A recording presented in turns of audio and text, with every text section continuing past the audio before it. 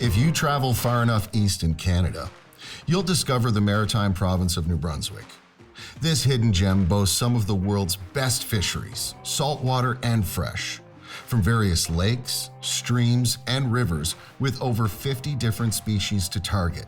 Everything from small fish, including perch and sunfish, all the way up to smallmouth bass, muskie, sturgeon, and record-setting striped bass coming in from the Atlantic Ocean. The great fishing and the idyllic scenery make New Brunswick a natural venue to host the elite multi-species kayak fishing tournament, Hook and Paddle.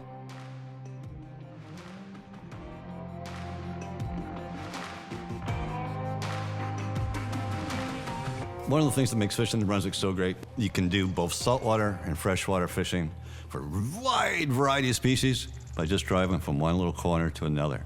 Be fishing salt, and within 15 minutes I can be fishing freshwater.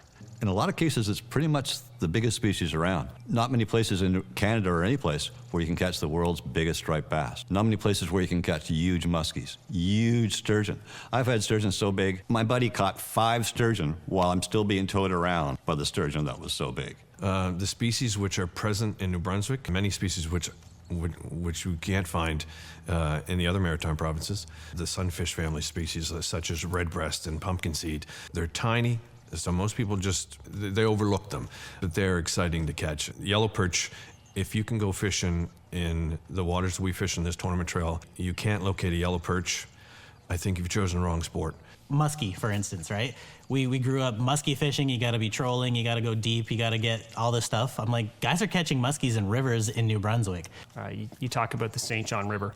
A lot of our tournaments are held in areas and estuaries and rivers and stuff that feeds into that mighty river system. The St. John River is really big. And the benefit of a big river system like that is the species content that it holds. You can get on the St. John River and catch 10 species. Hook and Paddle hosted 9 individual tournament dates that took place all over New Brunswick. Each tournament was a catch photo release event. Anglers can enter one or all of the tournaments and are trying to catch as many of the eligible 20 tournament species as possible. From each event, anglers will submit their best length of each species caught that day. They can upgrade their previous totals as the series continues at different locations. Bonus points are available at each tournament. Whoever can catch the most species, the total length of those species is going to be your score. I'll be just as happy if I get a great big white perch as if I get a great big pickerel, because I'm thinking long term. I'm not thinking necessarily just that one derby. The way experienced fishermen works in this tournament is you go to all the series. You know how to catch a yellow perch, and you're continually, yellow perch are everywhere. But an 11-inch yellow perch is not everywhere. So the experienced fisherman can go after the 11-inch perch. To win an individual tournament, each angler will submit their best length of each species caught that day. Rankings are then determined by combined length of eligible species caught and bonus points obtained. You can also earn 1 bonus point by catching the target species of that tournament, and 3 points for catching the longest target species, the lunker point of the individual tournament. Your knowledge has to expand to adapt to different environments, different structures that the various species would inhabit. I tried the bass fishery, competition-wise. Money can make a difference in bass fishing.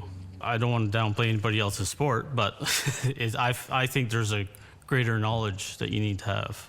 In the multi-species tournament, you actually have to have knowledge about different habitats, different fish to catch, where to find them, what to do if they're in that habitat but they're not biting.